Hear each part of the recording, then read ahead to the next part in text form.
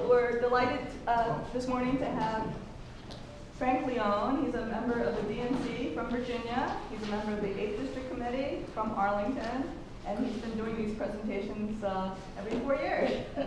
So welcome, Frank. Thank you. Thank you, everybody. Thank you for coming out this morning. So it's 2016. It's time to elect a Democratic president. And the first, you can cheer for that. And the first step in that process is nominating a Democratic candidate for president. And so that happens at a national convention. And this year, the national convention will be held in Philadelphia, and I've got Harry Truman up here because that is actually the last time the Democratic Party convened in the sister city of brotherly love and sisterly affection. And that was 1948, and of course Harry Truman went on to win a terrific upset victory that year.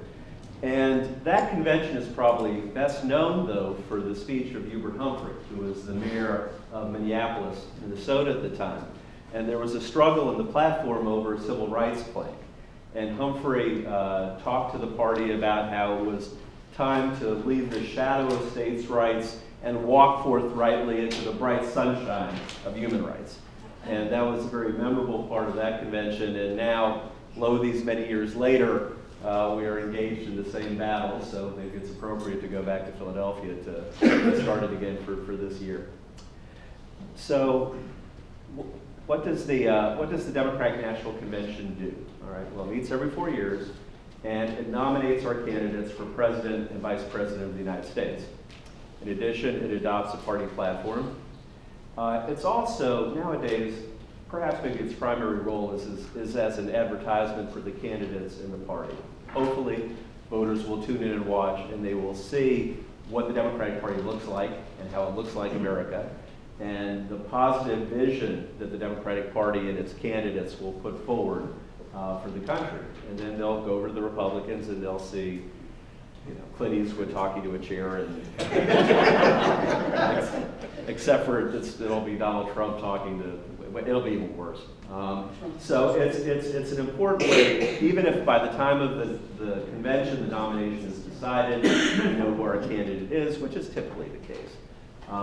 It's still an important way for the Democratic Party to put its message out to the American people. There's a lot of information and training sessions that go on at a national convention.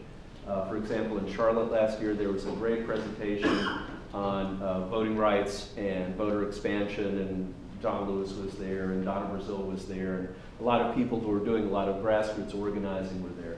So it's a great opportunity to meet with people from around the country and learn about their activities in doing the kind of party building and voter getting out the vote and voter registration, all the things that we do, and it's fun. I mean, there are events. You get to meet people from all over the state. You get to hear great speeches. It's not a chore. It's a fun event. So some of you, as Rose mentioned, we've done this before, and some of you were here 4 years ago and or 8 years ago and or earlier, and so. In general, our process this year is pretty similar to what it was 4 years ago and 8 years ago. There haven't been any real major changes in the rules or anything. I think it's important to get a refresher or remind people how things work, but there's nothing really that's new and different this year. One difference is the National Convention is a bit smaller. Last time we had about 5,000 delegates nationwide. This year we have 4,500. That's primarily a logistical thing. 5,000 delegates may not sound like a whole lot, but once you add the campaigns and the press and everybody else, things get really crowded, and there's just limited facilities that can handle it. That's the primary reason for reducing the number. But it trickles down, so there are fewer national delegates, and that means a few fewer delegates in Virginia. Last time we had 95 delegates. Last time we had 106 delegates. This time we have 95. The convention, of course, is much earlier. Last time it was in September. This time which was very late, actually, for a national convention. This year it's on July 25th.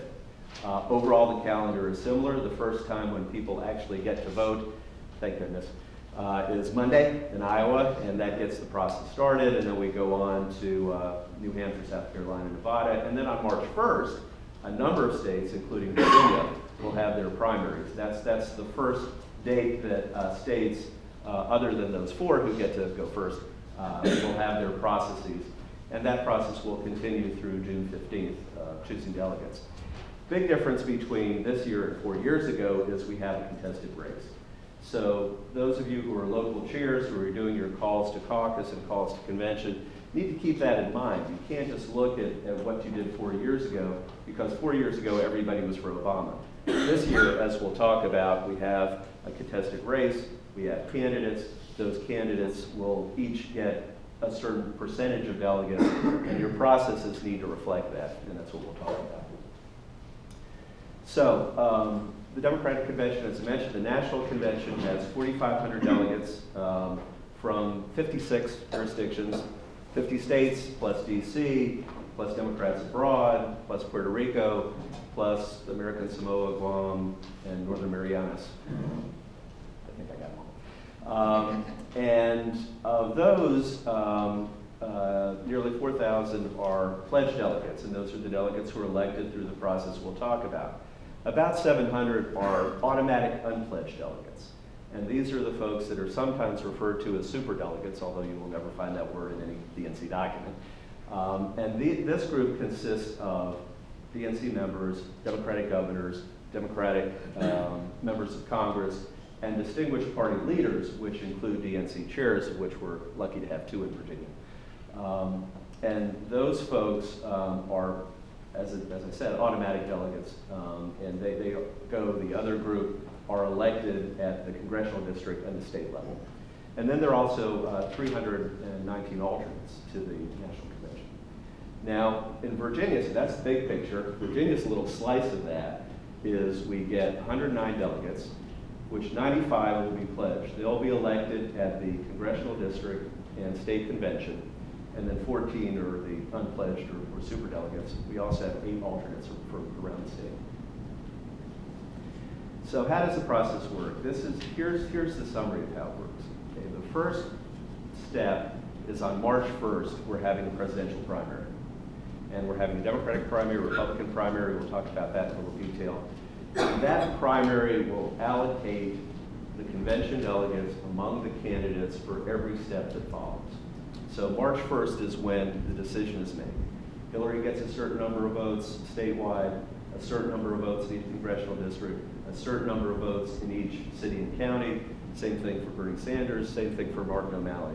And that percentage then determines at the first level how many state delegates are elected and then how many national delegates are elected. So nothing that happens after March 1 affects that allocation. So if you want your candidate to win Virginia or do well in Virginia, March 1 is the date that you need to work for. After that, it's just a matter of filling in who the delegates are. But the numbers are determined by our primary on March 1st. And then we move to the next step. Okay, so March 1st, there's the primary. And as I mentioned, there are 2 kinds of delegates. There's state convention delegates. We're having a state convention that involves 2,000 people from around the Commonwealth. And we'll have caucuses in April, and those will choose the 2,000 people who go to that state convention. And then that group of 2,000 people will do 2 things. Now, first, they'll break up by congressional district, and each congressional district will elect a certain number of national delegates, and then the state convention will meet and elect a certain number of national delegates. And that's how we get the 95 delegates from Virginia. But I'll go through this in some more detail. Here's sort of another way of looking at it. At the bottom of this pyramid, if you will, you have the 2,000 state delegates that are elected in city-county caucuses. And then that group of 2,000 each goes to their congressional district convention, elects a total of 62 delegates to the national convention. That's statewide.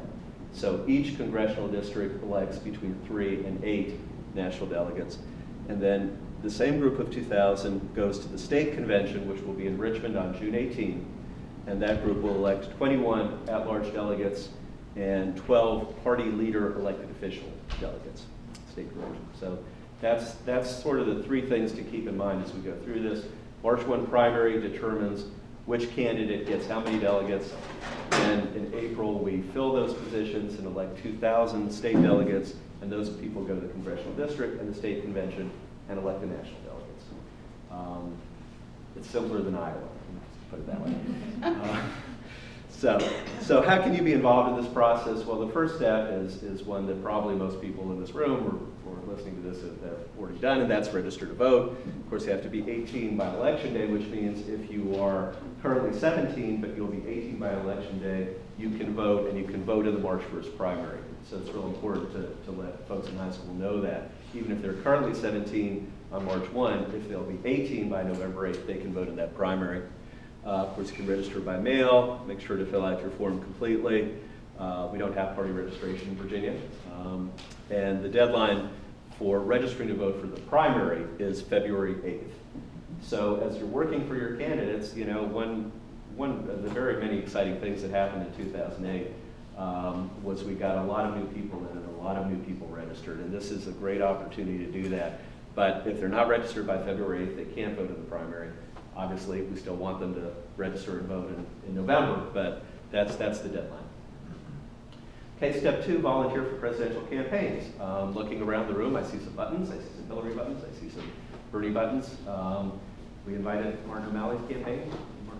Oh, well, all right. I'm sure some people listening to this video are also supporting Martin O'Malley, and this is just, these are the addresses to go volunteer for the campaign. Other thing, obviously, you can do, and I think most people in this room have been doing it or will be doing it, and that's volunteer for your local party. And this is part of, we're going to talk about how do I get to be a delegate? Well, this is the way you get to be a delegate. First thing is, work for your party, work for your candidate. So then, the first step, as I mentioned, is the presidential primary on March 1st. The ballot order was picked by the State Board of Election randomly, and it's Clinton, O'Malley, and Sanders, 1, 2, 3 on the ballot. The primary election will be held at your regular polling place where you normally vote in November, 6 a.m. in the morning, 7 p.m. In the evening. Absentee voting has already begun. Here in Fairfax, they have all those satellite locations to vote absentee, so you can do that, get that done. If you meet the criteria for absentee voting, we can talk about that if anybody has any questions. So the Democrats and the Republicans are both having the primary that day. And voters, we don't have party registration, so you have to pick one. You can pick either one. You can walk in and go in either line, but you can only go to one primary. So you have to choose either the Democratic primary or the Republican primary. Now, you've probably heard some of the fuss about a loyalty oath that the Republican Party has required for people to vote in their primary. We've only had a presidential primary in Virginia since 2000. And before that, we had a caucus system somewhat like Iowa. Again, not as complicated, but still not anything that anybody ever wants to do again, as far as I'm concerned. I don't know. And some of you have been through it, I think, probably share that. But the statute that created the primary said that each party could require a statement of affiliation. That is, the party could require somebody to identify as a Democrat or a Republican before voting in the primary. In the Democratic Party, we've never done that. We could do it, we've never done it, we haven't done it this year. If you're a Democrat, you go in, you give your name, you get your ballot, you vote, you leave. The Republican Party has gone back and forth, but this year they are requiring a statement of affiliation. So if you'll come in the door, you'll say, I want to vote. You won't, but somebody will say, I want to vote in the Republican primary. They'll get a form that says, I'm a Republican, basically. They have to sign it, date it, they're asked for their email address and their telephone number, which is one reason perhaps why the Republicans did that, except for it didn't work for them because the state board won't give the information back to them.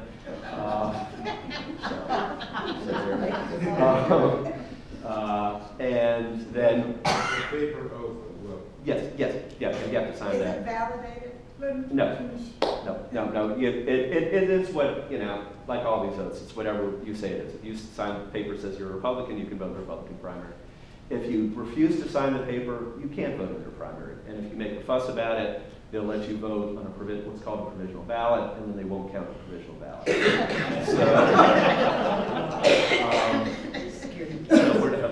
So we'll take questions and comments at the end. No, I just wanted to clarify though, the person, according to the electoral board, must be given the option, if they don't want to sign it, to vote in the Democratic primary. Well, I guess that's true. That's, Is that their guidance? yes. I don't like that one bit. But anyway, we'll work on that. We'll work on that. Yeah, sure. You can always, since we don't require a pledge, you can always come over and vote in our primary. If you insist you want to vote in the Republican primary, then you have to do it by provisional ballot.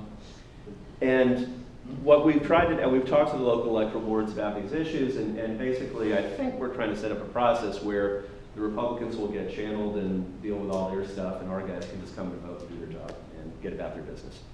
But in order to address any problems that might come up, the DPVA, the Democratic Party of Virginia, will be setting up a voter hotline like we did on Election Day, and an Election Day boiler room like we did last Election Day. Last year, Fairfax County was very kind and let us use their offices for that, and that was great. And so this will be a non-aligned operation. So if any of the candidates and the campaigns have problems, then they can call us and we'll deal with it. We'll deal with these oath problems as well as your typical photo ID and poll books not working and every other problem we have on Election Day. It's kind of a it's another dry run for November, and so we want to be aware of what the issues are. So we'll be the state party will be publicizing that, and look forward to hearing from people if they have any issues. So again, the primary allocates the delegates, and that's the contest. Hillary, O'Malley, Bernie, those are your three choices. You don't have uncommitted as a choice. Some caucus states do. Here you don't. Got to pick one. And then, okay, so then March 1, election's over. Then the delegate selection process goes forward with separate lanes for each candidate's supporters. So in other words, at the county caucus, people who were for Bernie will go, they'll stay there for Bernie, they will vote for delegates for Bernie. Those Bernie delegates will then go to the congressional and national convention, congressional and state conventions, and elect the national convention delegates, and those will be Bernie delegates. Same thing for Hillary, same thing for Mark and O'Malley. So after March 1, we're all in our lanes, just as it was in 2008. Obama people picking Obama delegates, picking national Obama delegates, Hillary people picking state Hillary delegates, picking national Hillary delegates. So the one sort of wrinkle on this is the 15% threshold. So what happens if your candidate, either at the local level or at the congressional district level or at the state level, doesn't get 15%? Well, then that candidate doesn't get any delegates. So say your candidate, candidate C, got 15% in Arlington, but not 15% at the 8th district. Well, you'd still be elected as a candidate C state convention delegate, but you wouldn't be electing any candidate C delegates at the district convention. And what you can do, and this is like Iowa, is you can join somebody else's caucus if you want to, and vote for their delegates. But it doesn't affect the numbers. The numbers for the candidates, again, for each of these candidates is determined by the primary.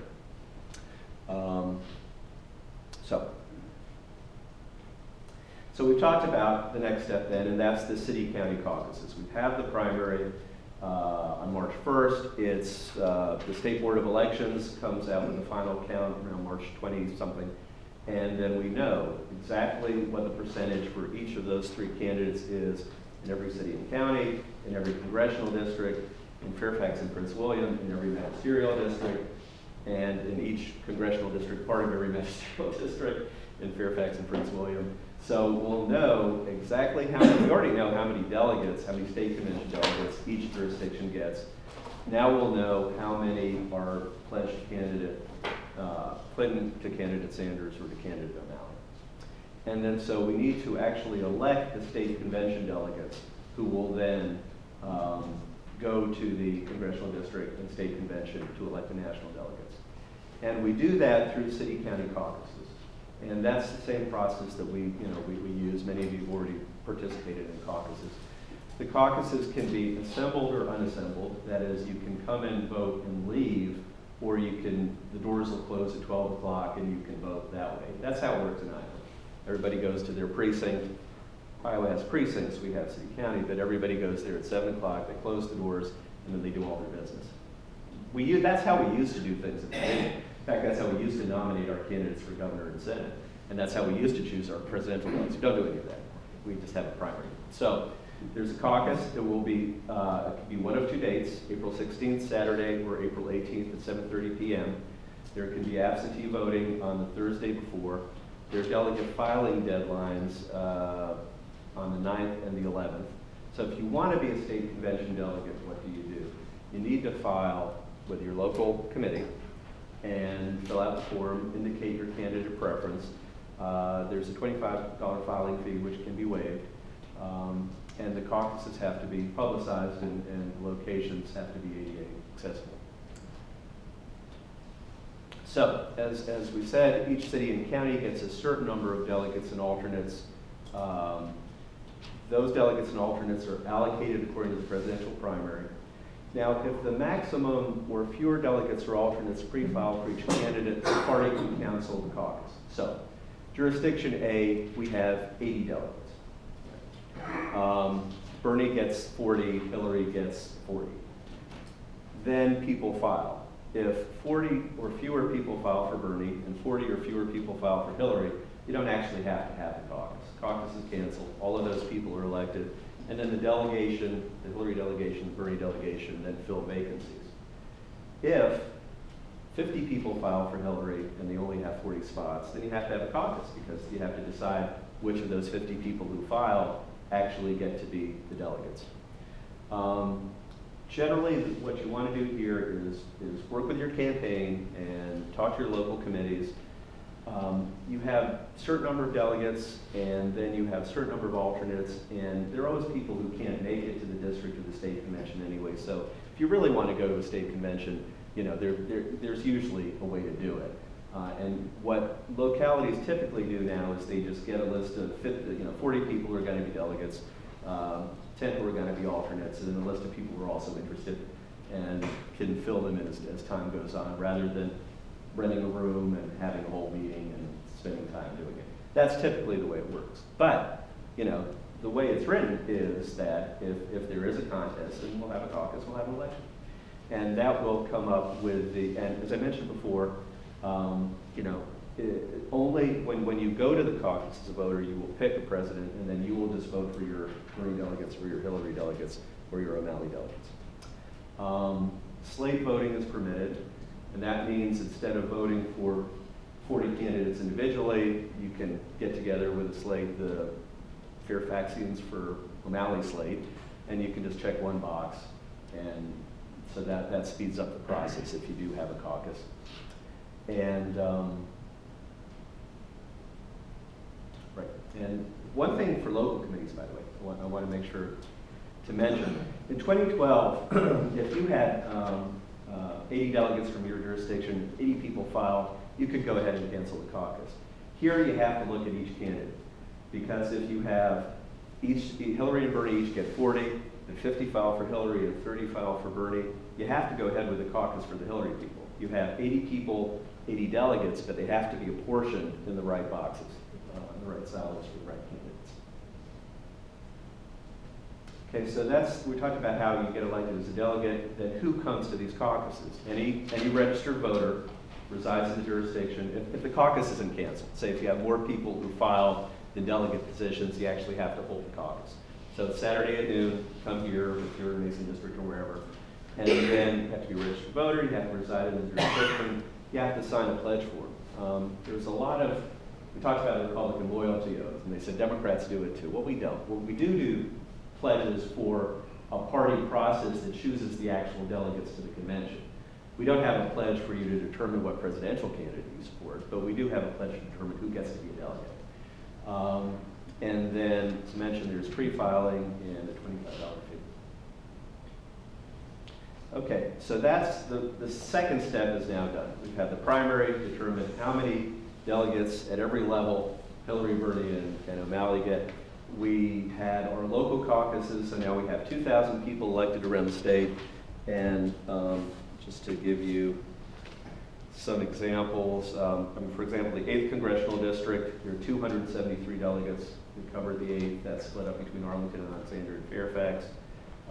Fairfax, as I mentioned, is further split up among magisterial districts. So for Mason, where we are, they get 21 delegates and 5 alternates to the state convention.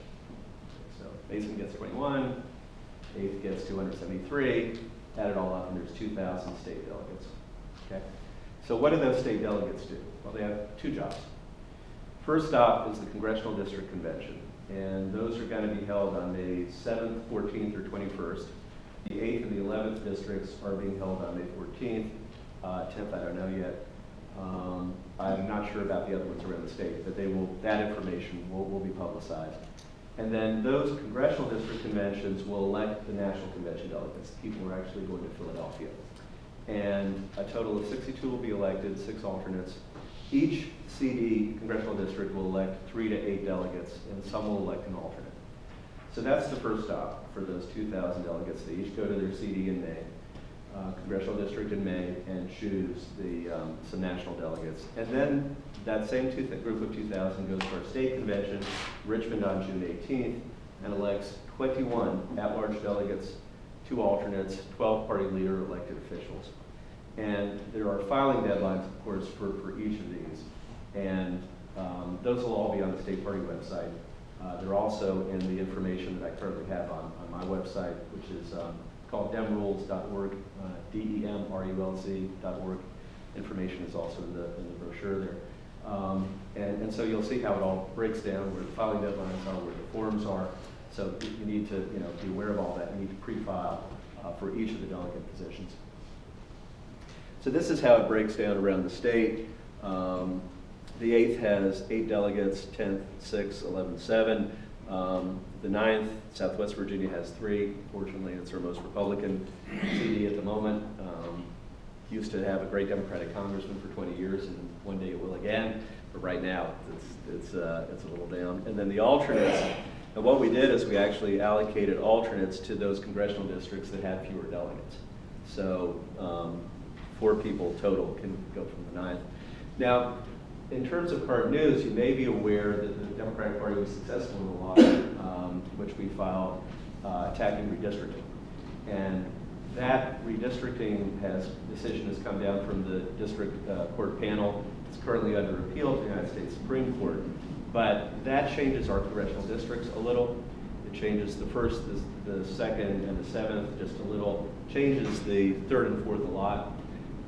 And if we might change this to use the new congressional districts. Well, the state party is conferring with lawyers, and we'll make that decision shortly. If we do, really the only change will be in the 3rd and the 4th, where the 3rd congressional district, which now goes from Richmond to Newport News, but will subsequently just be more of a Tidewater district.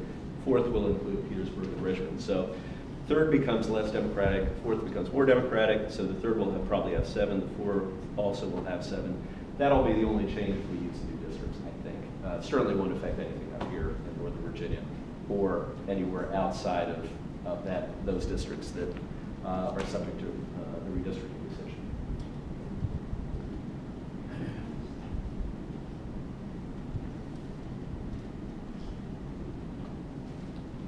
So the main business of the congressional district and the state conventions is to elect the national convention delegates, as we talked about. But they also do some other things. One thing each congressional district does is an elector. And what the elector does is goes down to Richmond if and when our Democratic candidate carries the Commonwealth of Virginia. Each CD gets 1 elector, and there are 2 electors at large. And those 13 electors meet in Richmond and actually cast the votes for their Democratic candidate. So last time there really were only 13 people in Virginia who voted for Barack Obama. Everybody else voted to elect those people who would then vote for Barack Obama. So there's also a filing form for elector that we made a little more specific this year because we want to make sure that those people who we elect to vote for our Democratic candidate actually do it. So the congressional district has 1 person each as an elector. Congressional district can have resolutions. That's optional, except for the 8th district where it's really mandatory. And perhaps the 11th now. Oh, Yes. Yes. Yeah. It's up to those jurisdictions. In addition, some jurisdictions, we're electing a Congress as well. We don't have a Senate race this year. We do have a House race. Most of our districts are nominating our congressional candidate by primary, so that's a different process. But some of our congressional districts are nominating their congressional candidate at the district convention as well. It's a bit of an additional complication, but that's something else you can do at the district convention. Then at the state convention, again, the main job is electing the at-large delegates, but we also elect our DNC members. Currently have we currently have 4 members, 2 men, 2 women who represent Virginia. We get elected in the presidential year, and we'll be doing that at the state convention. Note that the people you'll be voting for DNC will be taking position next year. So your current DNC members, like me, you're stuck with us through the convention. So the presidential race shouldn't have an effect on that directly. The DNC members we're electing are the ones who are going to take office after the convention. In addition to the state convention, we elect 2 more of those electors, those at-large electors, so we have a total of 13. Resolutions or platform. In the past, sometimes we've had platforms, sometimes we've had resolutions. I very much like us to see us have a coherent platform, but we'll see how that goes. And then immediately after the state convention ends, the group that's been elected, all these now 95 plus 14 statewide delegates, get together and do certain things. Number one, they elect convention committees. The National Convention has 3 committees: platforms, rules, and credentials. And Virginia gets 4 members on each of the committees. So even if you're not elected as a delegate, you can go to the National Convention as a member of one of these committees.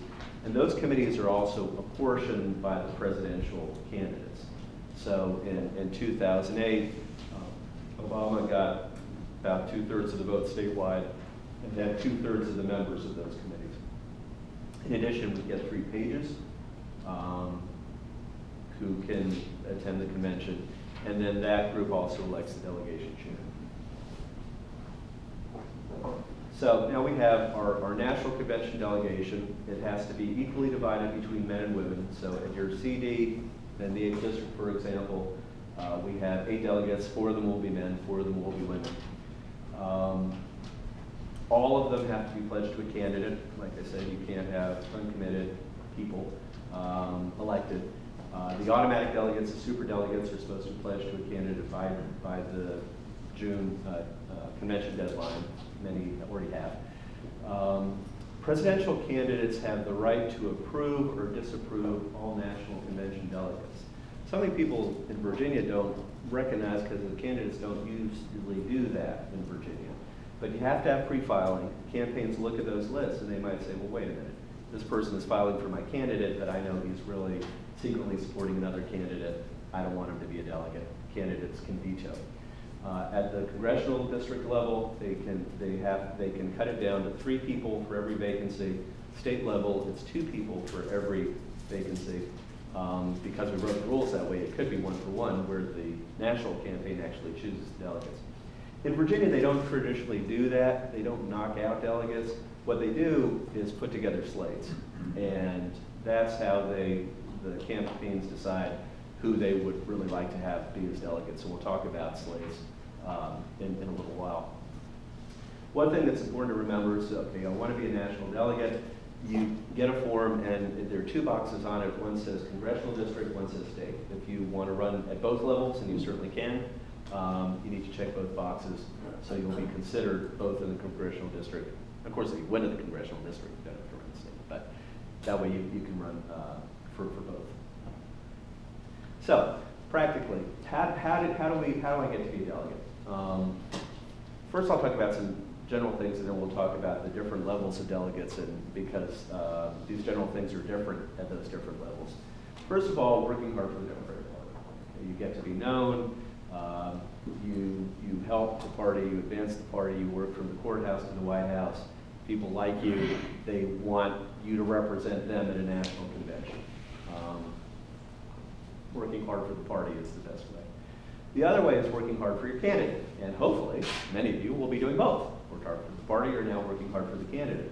But every year we have people who were involved, every presidential year especially, we have people who are especially drawn to a certain candidate. They work hard for that candidate, and they get support from that candidate's group. One example, I won't mention the name, but in 2008 there was a young woman from Fairfax who was a volunteer for Obama, like many people we had in 2008. And she was running for delegate, and I didn't really know her that well. But at the Congressional District Convention in the 8th District, each of the candidates for delegate was allowed to say, talk for a couple of minutes. And this woman talked about how she, all the work she had done for Obama, why she was supporting Obama, how she was supposed to be starting college at Columbia University that fall, but she was going to put off starting college so she could volunteer for Obama. It's like, well, crap, I got to vote for her. How could you not? And she won. That was not somebody who had a long history with the Democratic Party, but that was someone who had a really strong history with that candidate, and you felt really good about her representing you at the National Convention. So you can campaign. And the state party is going to come up with some specific rules on this because we had some email issues last time. I think everybody should be able to contact anybody because why not? But you can write letters, you can make phone calls, you can get endorsements, campaign, or you can get on your candidate or you can get on your candidate slate. And what happens there is the campaign, typically working with local party leaders, comes up with a slate of people that it thinks should represent that candidate at the National Convention. And so ideally, you want to do all of these. And that's the best way to get elected as a delegate. So as a state delegate, those 2,000 people were electing around the state to go to congressional district and state conventions. As a state delegate, as I mentioned, probably in most jurisdictions, there probably will be not more people who want to go than slots. So talk to your campaign, talk to your local chair, let them know you're interested, try to get on the list, and that's probably the best way to do that. If in fact there's a contested race and the other things come in, stand out in front, hand out leaflets, get people to endorse you, send letters.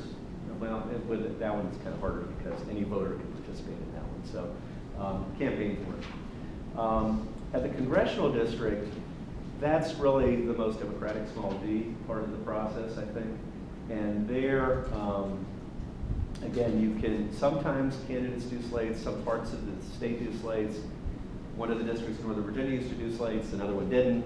And that's just different around the state. So, what you may have there is like the situation I described in the 8th district, where just anybody can file. Everybody stands up and says, 2 minutes worth of something, people vote. And that's where campaigning comes in. You're handing out leaflets in front, you're getting endorsement from other supporters. At the state convention for at-large, that's where the slate part comes in. You can run for national delegate at the state convention, but typically the campaign will put together a slate. And one reason why it does that, and we'll talk about this in a minute, is our affirmative action outreach requirements. And we have goals, and we try to meet them as much as possible with the congressional district, but if we don't, then often at the state level, that's where that part comes in. And so, we try to get diversity, we try to get regional diversity, certain people who want to be on a national delegate that have ties with the campaign. So at the state level, it's usually a slate process for national delegates. That's the way it works. As I mentioned, we have a very strong affirmative action outreach program. The Republicans do not. That is evident from any convention you have ever seen. And it really is, it's stunning.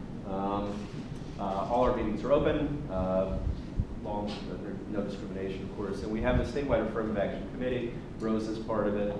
There are other folks from all around the state. And so what we're trying to do through that group is publicize the primary delegate selection process, encourage all Virginians, all Democrats to get involved, special efforts for outreach to the minority, student constituency, to students, constituency, media, press, publications, for example, the Spanish language press.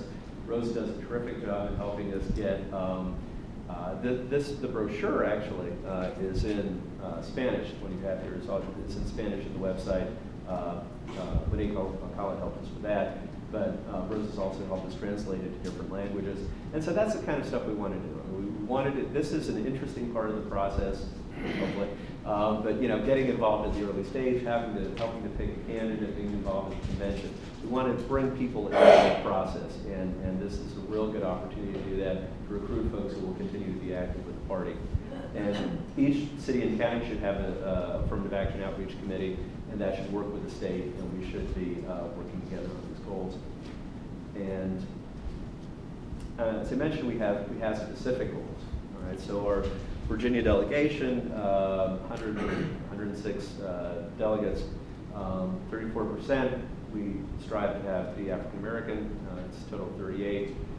6 Hispanic, 6 Asian, 1 Native American, 15 youth, 6 LGBT, and 6 people with disabilities. Yeah, quick question. Given what's happening out there this year, any thought of trying to make sure that we have a certain number of Muslim members as well? It's not we don't have a goal, but sure, it's all part of our outreach. I mean, religious. I realize that ethnic outreach is important. Yeah. Awkward positions. No, I mean, look, we want everybody involved. You know, it's not a zero-sum game. We want to try to involve as many people from as many communities as possible. And these are goals. They're not floors. They're not ceilings. The only part that's really strict is the equal division, where half our delegation has to be men, half has to be women, and that includes the superdelegates, by the way. They're included in the total. So that's what we can go ahead and do. All right. Okay. So sum up. There are 8 ways to get to the convention, to get to the national convention. First, we talked about delegates being a delegate or alternate, getting elected at the congressional district, getting elected at the state level. Second way is being on one of those committees that we talked about, credentials, rules, platform, or to be a page. Third way is to ask the party. There are a hierarchy of passes at the convention. There's the podium, there's the VIP, there's the delegate floor pass that gets you on the floor, there's the honored guest alternate pass to get you in the seats above the floor. Guest pass gets you in the nosebleed seats, but it's still a cool place to be. And state party has our state delegation will have a meeting every morning and a breakfast every morning with speakers and so forth. And each state gets a certain number of guest passes, for example. And sometimes what we do is we have a drawing. So even if you're not a delegate or an alternate official member of the delegation, if you're there, put your name in the drawing and get a guest pass. You can be a volunteer, and there are a number of different ways you can do that. One is with the DNC or the convention committee, and the convention committee information is in your brochure. That's the website there, so you can sign up now. They need a lot of help doing a lot of different things. People with help with media, people with help with people with disabilities, just a lot of different things you can do. And of course, just to go back to the point that it's in Philadelphia, so it's not far up the road. Kind of try to see if we can get trains together maybe, which would be kind of fun. And so it's worth going up there. You can go as part of an organization, internship, media. I don't know what their electronic media criteria are, but take a shot at it. You can volunteer for your candidate and just go supporting that candidate, and that will give you access to certain things. You can ask anybody. My Uncle Bill went to the Democratic Convention in New York in 1980 by standing out in front of the convention hall and asking people if they had an extra pass. And it worked. He got in. So the point is, just going and being there, even if you don't get into the convention, even if you don't get on the floor, there's a lot of other events going on. And like I say, Philadelphia's a fun city, actually, and it's right up the road. The other way is to sneak in, and I'm not going to go into more of that on the record. Just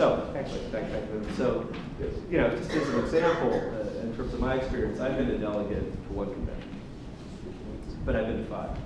I first went when I was in college as an intern with a liberal group called Americans for Democratic Action, and that was really great. In 1992, probably one of the best times, and I just went as a volunteer for Clinton. And I didn't have any official position or anything. I just went as a volunteer. I showed up at the volunteer office.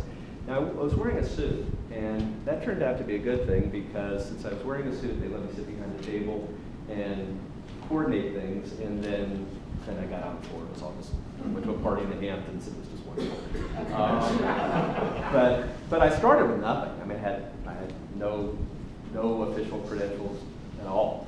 But that was great fun. And then the last couple of times, another couple of times later, I went as a member of the Rules Committee because I was vice chair of the State Party for Rules. So I did it that way. So there are a lot of different ways to go, is the bottom line. So just to quickly go over the schedule again, February 8th is the voter registration deadline for the primary. March 1 is the Democratic primary. In April, we're having the city-county caucuses. Then in May, we have the district conventions, June, the state convention, July 25th, the national convention, and of course, November 8th is election day when it all comes together. And